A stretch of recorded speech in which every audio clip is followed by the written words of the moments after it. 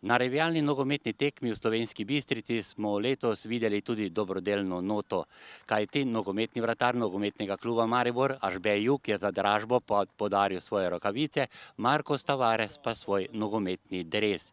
In to vse za tiste, ki so v poplavah doživeli tisto katastrofo, ki je obšla tudi svet. Danes je bila tekma torej dobrodelna. Gospodarstvo je v tekmi povedlo z 1:0. Nato so gospodarstveniki po prvem polčasu vodili z 2:0. V drugem polčasu pa smo še videli torej kar 3 zadetke. Najprej so negospodarstveniki znižali na 1:2, strele zadetka je bil Tomi Avrednik, na 3:1 za gospodarstvo je povišal David Mlinar, za 4:1 pa je torej gol dosegel tudi Zajšek.